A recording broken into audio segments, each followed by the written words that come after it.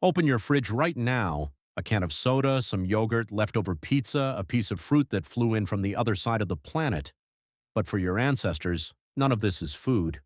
So what did they actually eat? The answer would shock most people alive today. Scientists found proof in caves around the world, proof that changes everything we thought we knew about our own species. But to understand it, we need to go back to the beginning, roughly 3 million years ago. Your earliest ancestors were not hunters, they were scavengers.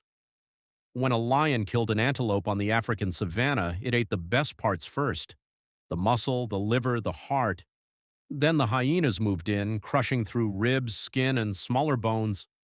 By the time our ancestors arrived, only the thick leg bones remained, too dense even for hyena jaws, and that is what they ate. Their signature meal was bone marrow.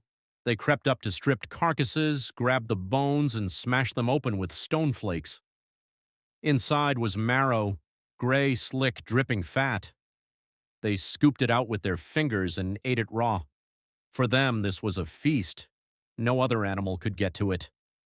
They ate brains, too. A cracked skull holds almost half a kilogram of pure fat, the most calorie-dense food in nature. For an ancestor living on scraps, a skull was a jackpot. This is why your body still treats fat like treasure. It remembers. They ate insects, too. Termites, grubs, beetles, white and fat, the size of your thumb, crunchy like shrimp. This wasn't a last resort. This was dinner, and it went on for over 1 million years. But what came next is worse than you can imagine: the first fire.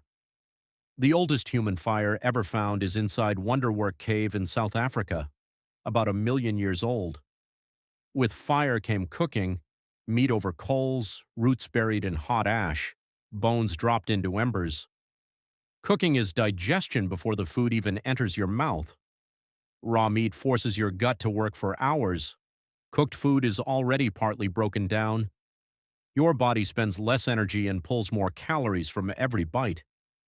Scientists believe that as our ancestors started cooking, their guts shrank. The freed energy went to one place: the brain. Just 2% of your body weight, but burning 20% of all your calories. You cannot run that machine on raw leaves and termites. You need fat-rich cooked food. Cooking gave us our brains, and our brains gave us everything else. By 300,000 years ago, your ancestors looked much like you, and they were eating almost everything they could catch, dig up, or reach: mammoth, bison, wild horse, fish and shellfish from rivers, roots, wild grains, berries, nuts, eggs stolen from nests, and honey, especially honey. The Hadza tribe in Tanzania still eat the way humans ate before farming existed. About 15% of their calories come from wild honey. They climb dangerous trees, get stung hundreds of times, and keep going back. Because nothing in the wild packs that many calories into one bite. And here's what's strange: that exact same craving is still alive in you right now: sugar. Your brain is wired for it because for hundreds of thousands of years, sugar gave your body two things at once: instant energy and fat stored for later. The only thing that kept you alive when food ran out. A dripping honeycomb was the richest meal most of your ancestors ever laid eyes on. That program is still running inside you. Your body cannot tell the difference between honey in a tree and a donut. The modern food industry took that ancient signal and turned it into a business. Soda, candy, cereal, sauces, even most bread. Almost every packaged product on the planet is sugar wearing a different costume. That is why you cannot stop eating it. Your body is still trying to store fat for the next time food runs out. But sugar wasn't the only thing your body got hooked on. Meat. A single mammoth carcass could feed a tribe for weeks. One big kill saved hundreds of hours that would otherwise have gone to picking berries and digging roots.